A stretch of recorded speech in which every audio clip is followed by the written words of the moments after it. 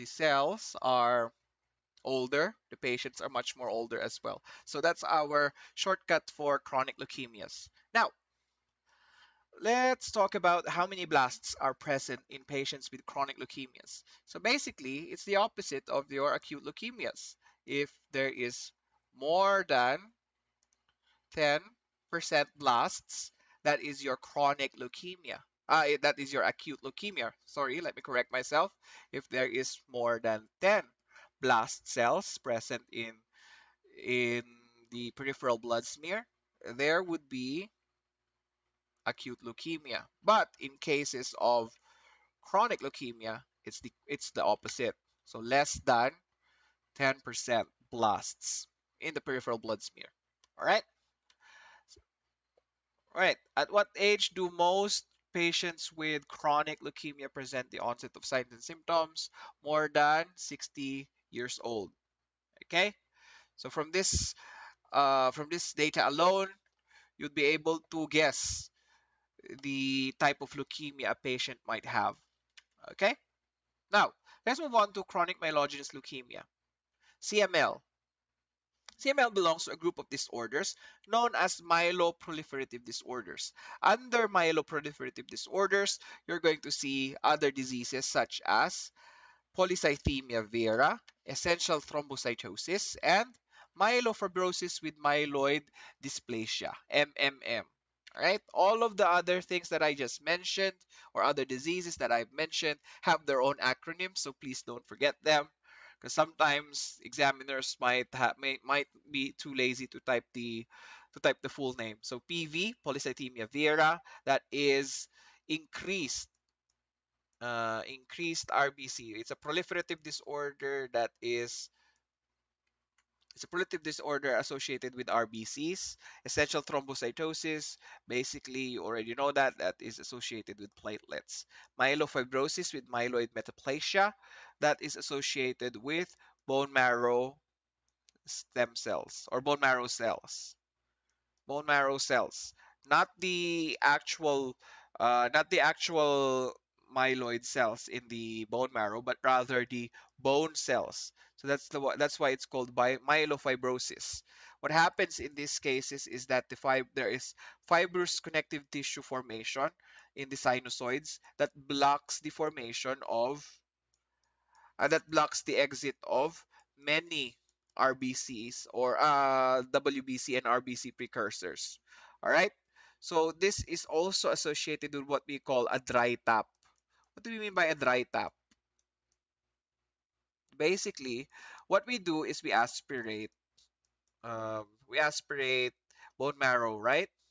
Locations, iliac crest, the spine, sometimes the skull can have can have no, not the skull. We can aspirate bone marrow in the skull. Kidding. The iliac crest, the spine, the what else can we? Anything where there's a flat surface, there's bone marrow there. All right. So what's the importance of this data for you guys? Dry tap means because of the fibrous tissue um, proliferating in between the sinuses, you can't get anything. So you can't aspirate anything because everything is connected together. So that's myelofibrosis for you. Right? So MMM. Chromosomal abnormality in CML. We already know this, guys. It's 922. Okay, it's also known as your Philadelphia chromosome. Please don't forget this. This is considered high yield. Even for medical students, they study the Philadelphia chromosome. Because my friend is a medical student and he's very thankful to have taken medical technology as his pre-med because some of the questions here that I presented is actually useful for his own board exam. Okay, so what proto-oncogene is translocated in CML?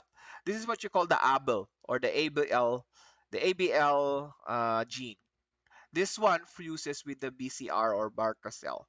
BCR, BRCA fusion gene, is known as your Philadelphia chromosome.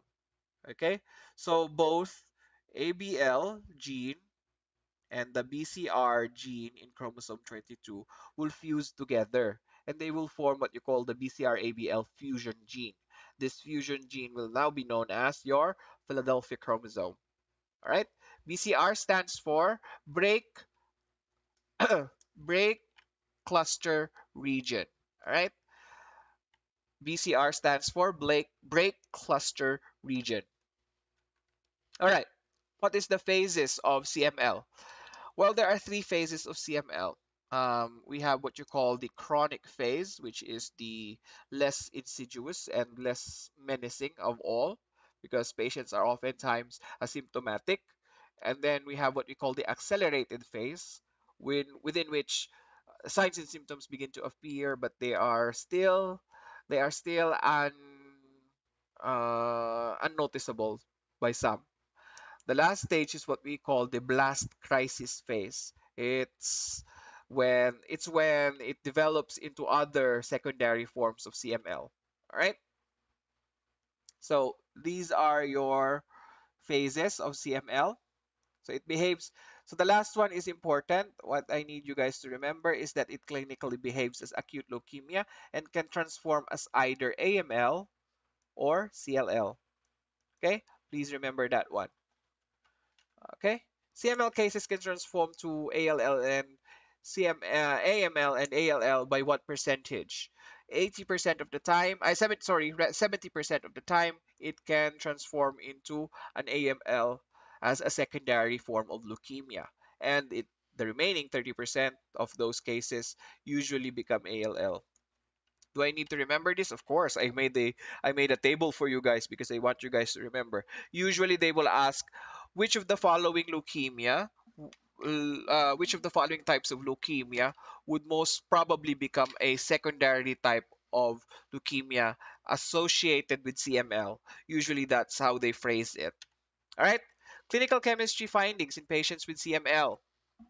You need to remember your uric acid and LDH levels. Why? Since patients with CML or any other type of leukemia, actually, to be honest, has rapid cell turnover. Cells die at a rapid pace. Cells are multiplying at a rapid pace, and cells are dying at a rapid pace because of the damage caused by the abnormally malignant cells. There is an increase in uric acid. Uric acid and LDH are increased because of increased cell turnover. All right. So, what are the possible hematologic findings in patients with CML?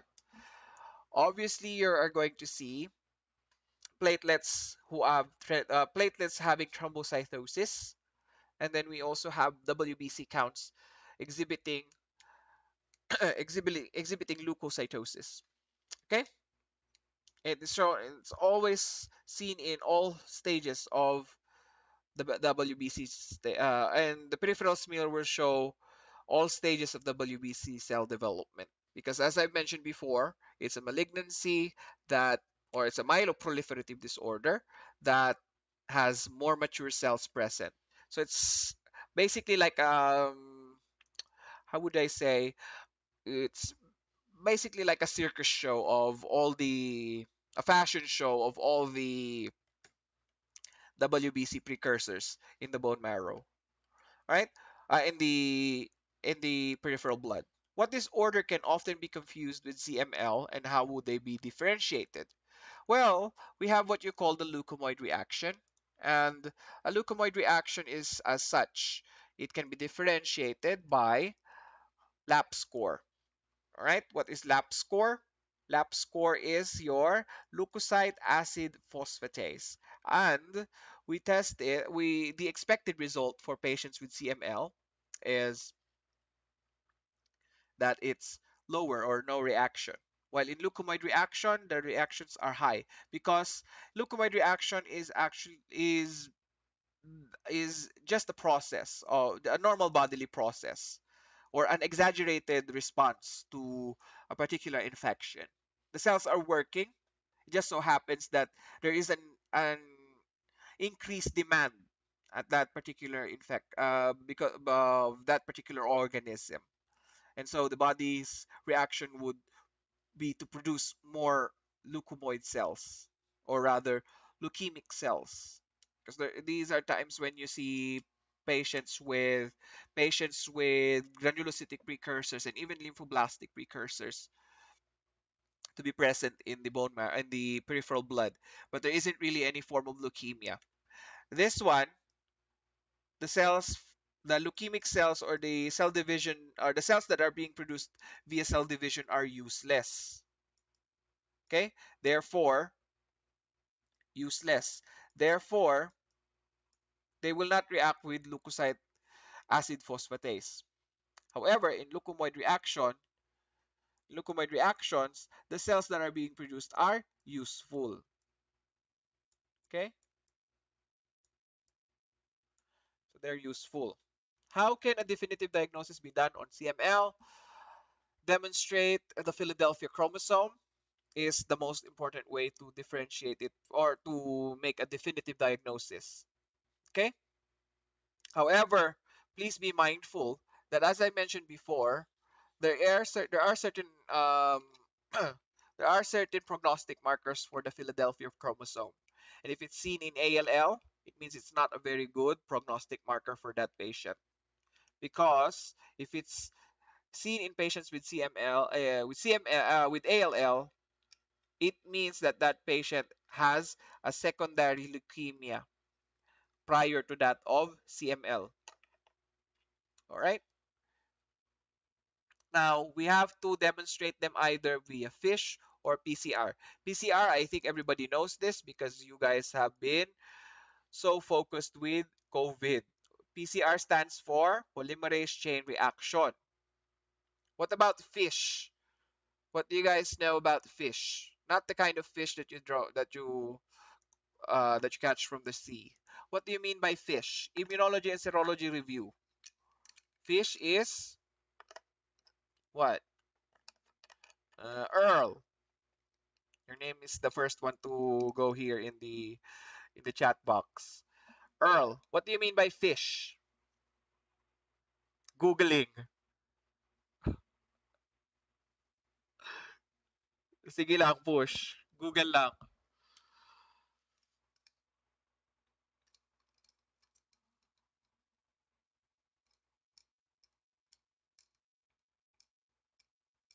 Fluorescence in situ. All right, somebody already answered. All right, but thank you, Earl. Thank you, Earl. Thank you, Ella. Thank you, Hannah, for participating. All right, define a leukomoid reaction. I've already said it. It is an exaggerated leukemic response or leukopoietic response to a particular infection. Right? An exaggerated. There is no neoplasia, guys. Please don't forget. There is no neoplasia. There might be a presence of blast cells in the peripheral blood, but that doesn't mean there is a cancer or there's leukemia. Okay? Reagents that we use for lab score. Obviously, we need to hydrolyze the ALP from the neutrophils. All right? And we use that using naphthyl ASB1 phosphate. And then the stain that we use is aryl naphthylamide blue. Okay? Now, we move on to the final form of leukemia that we will be discussing. This is the chronic lymphocytic leukemia, CLL. All right, this is the final form of the final one that we're going to discuss in terms of leukemia. Cell populations affected by CLL, what populations rather are affected by CLL? This is the elderly, okay? Caucasian males to be more specific, okay? Why Caucasian males? I'm not very sure, but it has a lot of data that points to Caucasian males, usually the ones from the United States. All right. Actually, when I was looking at the data, I realized that usually it's more from the US rather than places like in Europe. So Caucasian males in the US would be much more appropriate in this particular discussion. All right, next one. Staging system adopted by CLL. Staging system is the Rai staging system. Please don't forget the types of stages for CLL. And they always start with zero, huh, guys? Please don't forget that one. Everything has lymphocytosis, but each stage has a different prognostic marker as well as clinical and laboratory presentation. So lymphocytosis is clinical is demonstrated in the laboratory for patients in the stage 1. There's nothing else. If there's no other finding, that's good. Okay? For stage 2, lymphadenopathy and lymphocytosis. Otherwise, the next stage is lymphadenopathy and lymphocytosis with hepatosplenomegaly, hepatosplenomegaly. That is for stage 2. Stage 3, there is anemia, and for stage 4, there is thrombocytopenia. Please don't forget which one is at a higher risk, okay, and which one is going to have a good prognostic marker, because it's very important in this part of the discussion. All right. All right. Let's move on to the next one.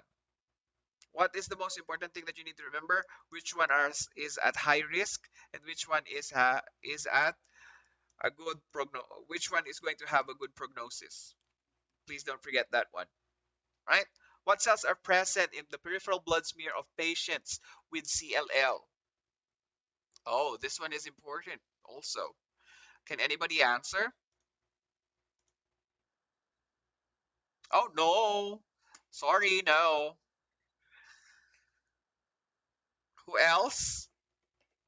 Who else? Who else can answer for me? What about Justin Javier? I haven't seen your face and I haven't heard your voice. Do you know the answer for this particular question? Oh, some people answered already. Sorry, Justin. It's smudge cells. Terribly sorry, Justin. You were too late in answering the question, but it's smudge cells. All right. Why didn't I put a picture of smudge cells? Well, because they might describe it to you guys uh, in the local board exams in the Philippines. So just imagine it this way. You see a circle, and you know the smudge tool in Photoshop, or imagine yourself smudging the Crayola. The appearance of the cell looks like that, but it's not to be confused with smudge cells from peripheral blood smears that are improperly made. All right. So this might be a technical problem. This might be a technical problem, and this might be a disease.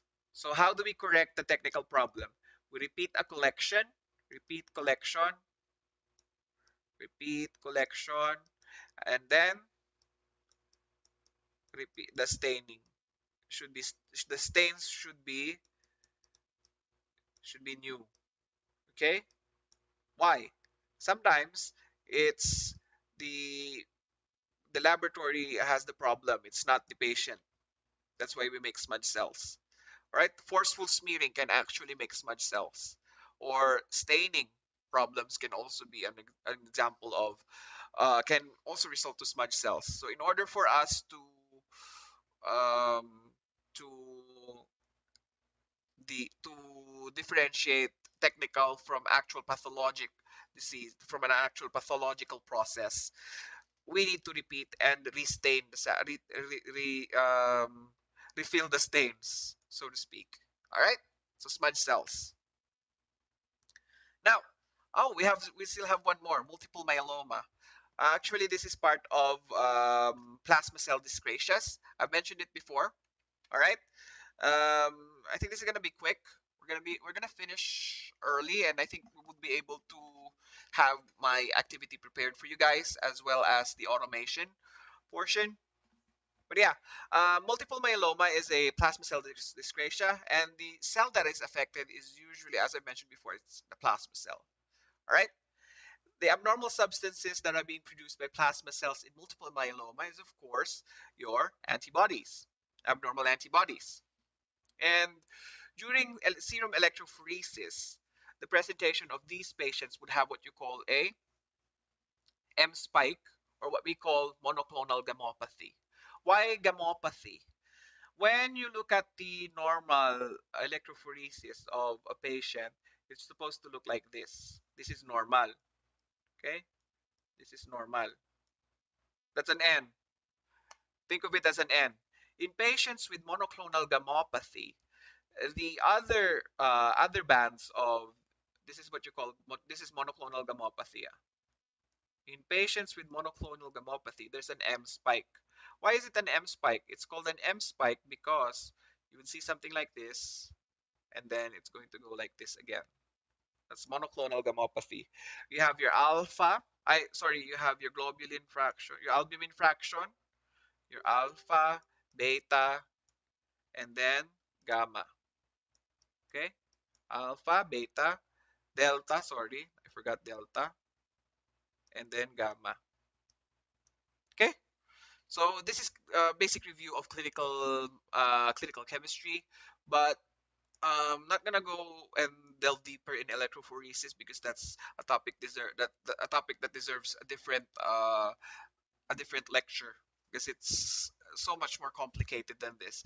But for the discussion of for us to understand multiple myeloma better, you need to be acquainted with the gammopathy, because the reason why it's called gammopathy, it's because this is in the gamma fraction, and it is a pathologic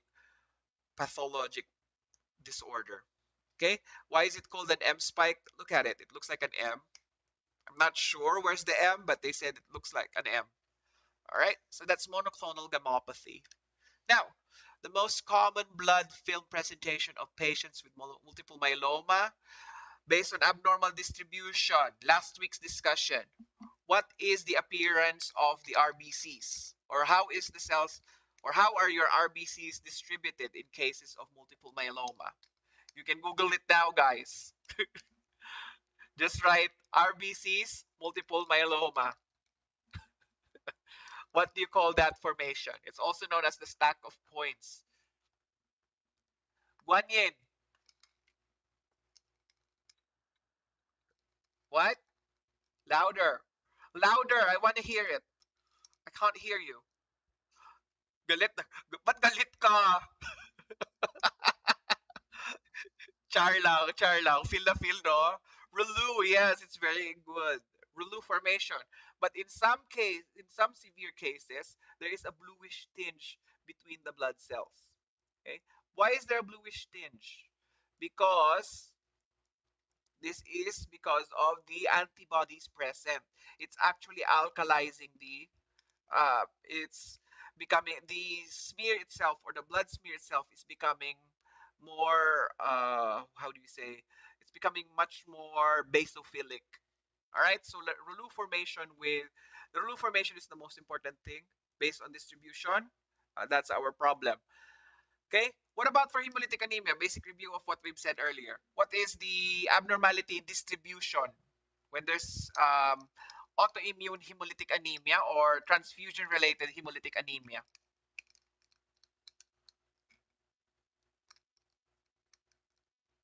Who's here? Hannah. Hannah, hello. What is the abnormality in the distribution of RBCs in cases of autoimmune hemolytic anemia based on last week's discussion?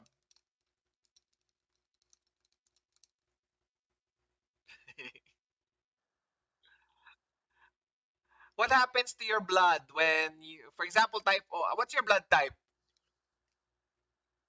What type O? You are the universal donor, but you can only get blood from type O, correct? Alright, tinransfusan kita ng blood ni Guan Yin. Say for example, she is type AB. What would happen to your blood cells?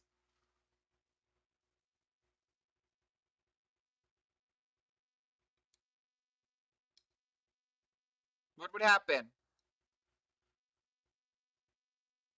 ABO, agglutination. Finally, somebody was able to answer. Your cells would agglutinate. So please, don't forget that Rolu formation is different from agglutination. Why? They are stacked together. This is caused by plasma proteins. The cells are stacked together. In agglutinations, they form clumps. Okay?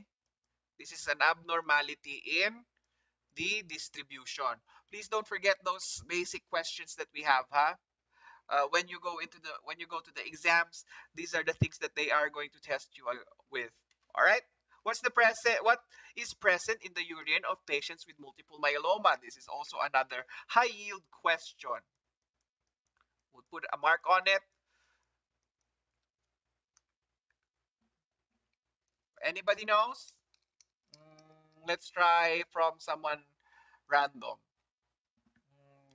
Glyza La Chica. Glyza, hello. Hello, Glyza.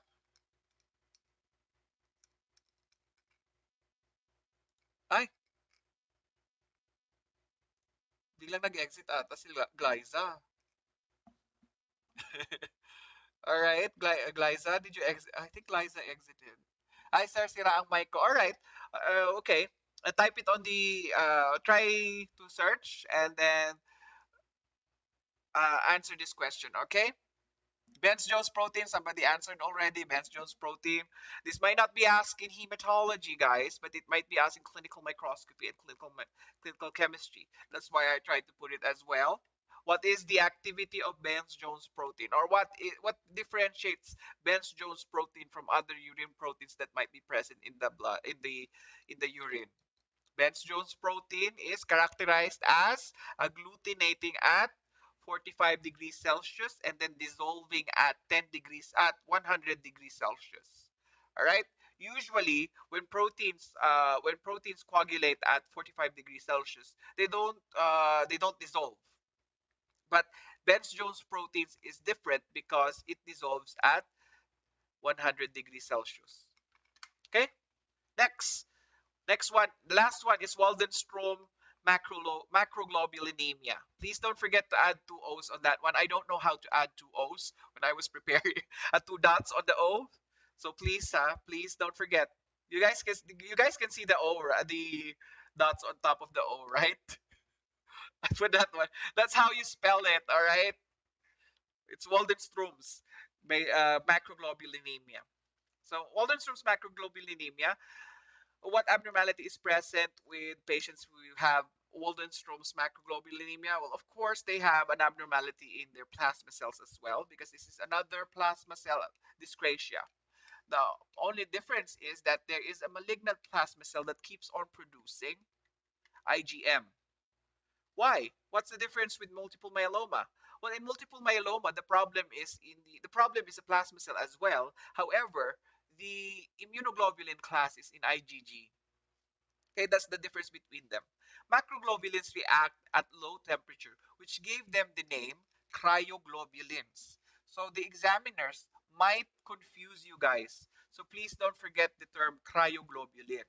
Why? It reacts at 0 to 10 degrees Celsius, or room temperature if you want to be more specific, or if you want to be more vague. What is the most common clinical presentation of patients um, with macroglobulin disease? Raynaud's phenomenon. Please don't forget Raynaud's phenomenon. Your fingers are, wait, I already have a picture for you guys earlier when we talked about cold hemolytic anemia, but I'm going to draw it here. Cartoon character, it's a cartoon character, so I think it only has four fingers. All right. So for Raynaud's phenomenon, during cold temperatures, what happens to the patient is that there is pallor. The initial stage would be pallor. Okay. Why? Because RBCs are clogging in the blood vessels below these extremities, where the temperature is scant and the blood supply is scant as well. Clumps of RBCs are pouring in here. After a couple of hours, it becomes cyanotic, and after several days of having of having this particular phenomenon, you will have necrosis. All right? That's the appearance of Raynaud's phenomenon. That's what happens in Raynaud's phenomenon. So during cold temperatures, the extremities become rather cold, and they become pale. After becoming pale, they become cyanotic, and then lastly, they become. I didn't want to put a picture of the necrotic one because it's dinner. It's almost dinner time for you guys. All right. The blood of patients with macroglobulins is said to be hyperviscous. That's why we develop a test known as hyperviscosity or viscosity index. What is the normal viscosity of serum? It's supposed to be 1.8 times more viscous than water. But in cases of a hyperviscous sample, such as those with of patients with macroglobulinemia, you will have greater than 4 viscosity index. That's almost as close as chocolate syrup, all right? Or maple syrup in some books, all right? Summarize the difference between multiple myeloma and Waldenstroms macroglobulinemia. So for multiple myeloma, the immunoglobulin class is IgG. Waldenstroms macroglobulinemia is IgM. The ESR result is increased in both. All right? And with that, that is the end of our discussion. And I thank you guys so much because we've finished the two most important things that you will be discussing in the board exam. Okay? A lot of the questions will be asked here. Hopefully, hopefully, you will have success in your examinations. And I think we have time for an activity. Next time probably. Yeah. All right. I want you guys to. Uh, this will take a couple of minutes, maybe 2 minutes. Mm, there's a activity that I created for you guys. What's there? Where's my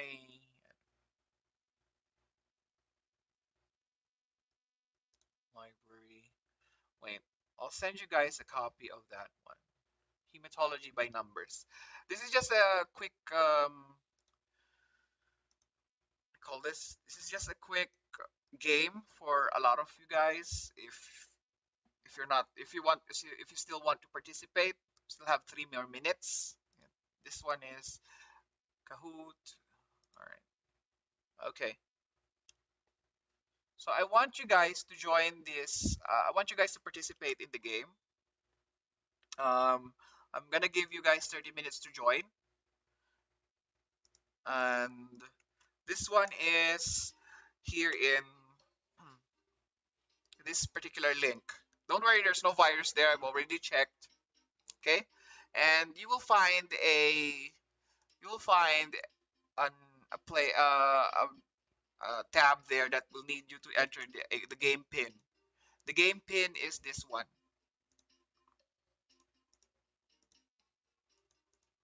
All right. All right. So I'm waiting for people to join in. I'll give you guys 30 seconds to join. If you want to join, it's fine. If you don't want to join, it's also fine. Don't worry.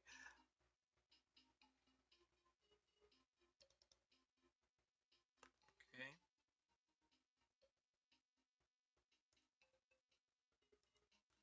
All right. Has anybody joined me yet in the game? There's 3 people. Don't worry, there's also a prize for this one. All right, yeah. Can we extend like at least an extra 5 more minutes for me to announce who won the game from last week? Use your real name, guys. Use your real name because you won't be able to win the prize if you don't win. All right, 5 more seconds. 5 more seconds. First name is okay as long as we know who you are. All right, this is our Kahoot game. All right. Okay, this is based on the discussion from last week. 15 seconds left. All right. Remember, this is for 500 peso load, not 500,000, a 500 peso load. All right. Everybody's ready? 5 seconds. 5, 10, 5, 4, 3, 2, 1. All right. So we're going to start the game now. Nobody is allowed to join after I start the game. Okay, this is a question about hematology in numbers. So we're going to refresh your memories about the formulas and different things. Which of the following is normocytic? Okay?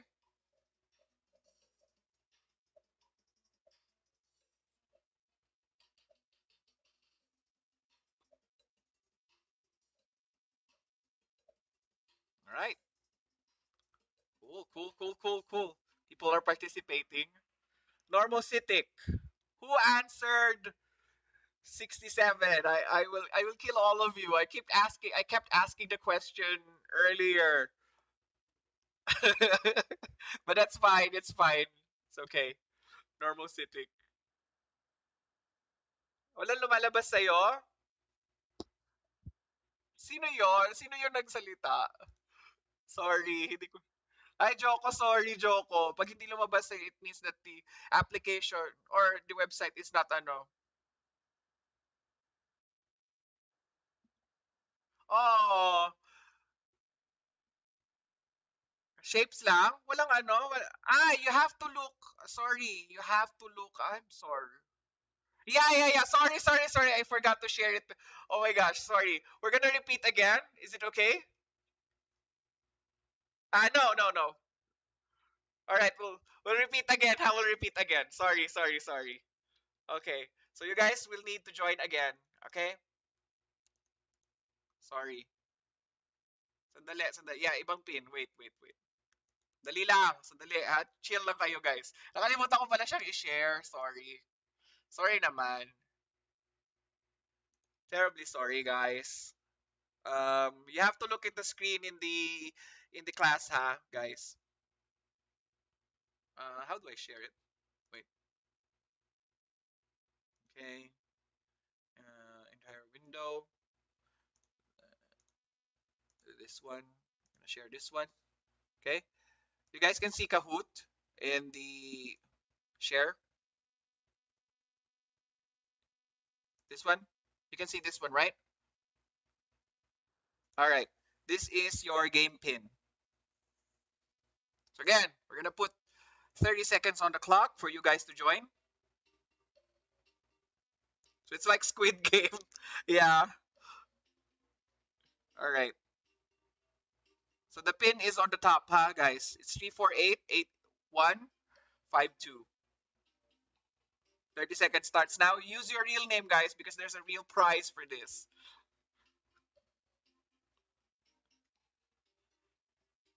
All right. 19 seconds, guys. 19 seconds. Okay.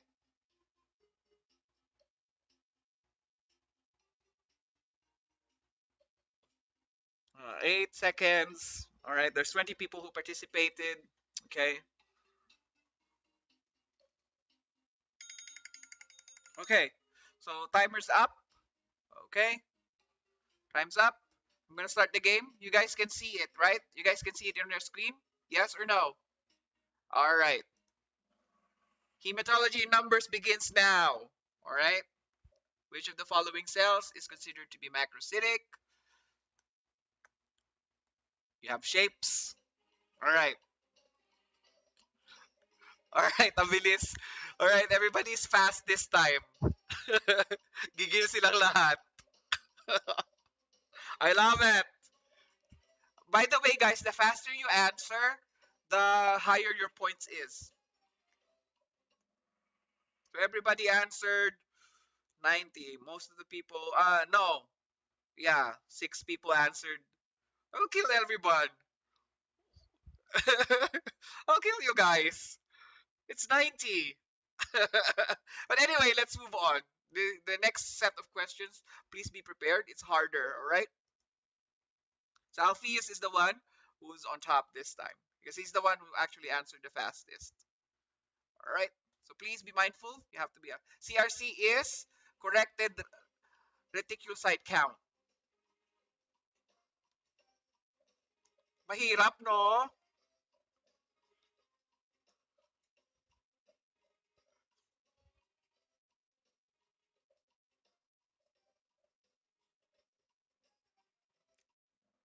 All right. So there's only two people who got it correct.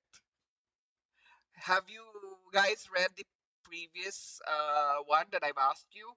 Because last time I asked you guys to remember. I asked you guys to read the other PowerPoint presentation because all of those formula will be presented there in the other PowerPoint presentation. And majority of the students answered retics percent times RBC count. It's actually hematocrit. And the patient's hematocrit is then divided into the average hematocrit, which is 45. Okay? Average normal hematocrit. All right. Who's the person on top? It's Justin Javier. Okay, and Earl. All right. Alpheus also. Next one. Compute for correct. How can you compute? Not who to compute. All right. How do you compute for corrected ESR? I think we discussed this last week. Hopefully you still remember.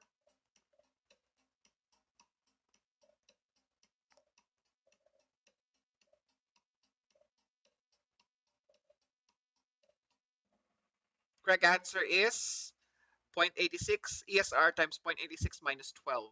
Most of the students answered RBC count plus ESR plus 12. So the correct answer is this one. Okay, so 4 people answered it correctly. I know it's difficult. So Glyza went up three places. However, she didn't place in the top 4. Alpheus is still in the lead. What is the formula for MCHC? This is probably one of the easiest questions you're going to encounter in this particular exam and in this particular quiz show.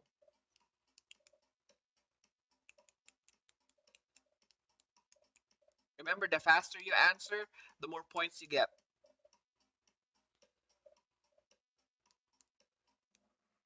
Okay, so it is hemoglobin times 100 divided by hematocrit times percent. Notice, guys, that I'm just choosing red. I don't know if the next question is still going to be red, guys. All right, so number 6. Enjoy, guys. Nag-enjoy ba kayo? I think there's one more. There's a prize at the end. Don't worry, there's a prize. I'll also announce the. Oh, Alpheus went down. Cyrene. Congratulations, Cyrene. John Mediana. All right, next question. What is the formula for counting reticulocytes in the Miller disk attachment? There's a different computation, guys. If you read last week's laboratory laboratory tests slide, you're going to be able to answer this question easily. The correct answer is green or square, which is number of retics counted in 8 squares divided times 100 divided by RBCs counted in 1 square times 9. All right. So who's the winner? John Mediana. Next. Formula for absolute reticulocyte count. I love reticulocyte counts. This is another easy question. Hopefully you remember how to count your absolute WBC counts because this is almost the same as that one.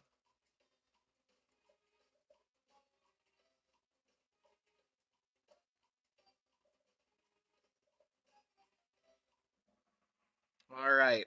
A lot of people answered it, so it seems that a lot of people know how to count their absolute counts. So yeah, that's how you actually count for absolute WBC counts. For example, you have lymphocytes, you just count the number of lymphocytes or percent lymphocytes. Then you divide it by the number of our WBC count times 100, and that's how you get your absolute WBC count. Let's see who is on the leaderboards. Podium. Anna. All right, sorry, you didn't get the prize. Liza, sorry, you didn't get the prize. Who's the winner? My gosh, John Mediana again.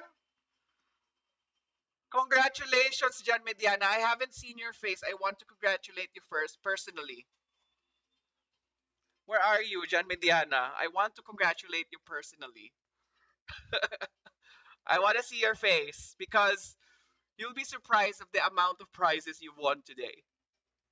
Congratulations, because you won 500 peso load, as well as another one, because you know what?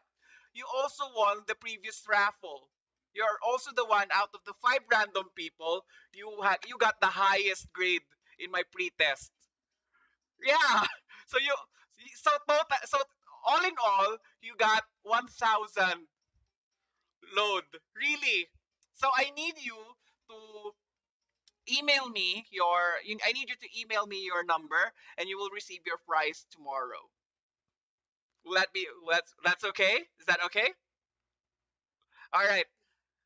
Yeah, I think Gcash. So you need to send me your Globe or your Smart. All right. So Gcash. So we're gonna send you a Gcash one. All right. So it's worth 1,000. So guys, studying and being lucky. I've combined studying and being lucky in this particular activity. Hopefully, you guys will participate on the next time, because I will be your blood banking examiner for not the examiner. I will be your blood banking um, lecturer also. So please, guys, the more you participate, the more likely you're going to win. All right. And with that, I need to end this particular lecture, and hopefully, you guys have enjoyed discussing hematology with me. Email mo din sa account ko, mdleon3010 at gmail.com. I will be posting it here. I won't leave until you copy it. All right, so I'll email me your number. All right, John Mediana, congratulations, and congratulations to the other people who participated. Thank you so much. All right, bye guys. All right, all right. Who else? All right, bye everybody. God bless everybody. Bye. Bye bye. I'll see you guys in November, huh? Please be prepared next time, because you might be lucky. All right. Where's John Mediana? Did you email me already? John Mediana. All right. Email me your number. It's okay.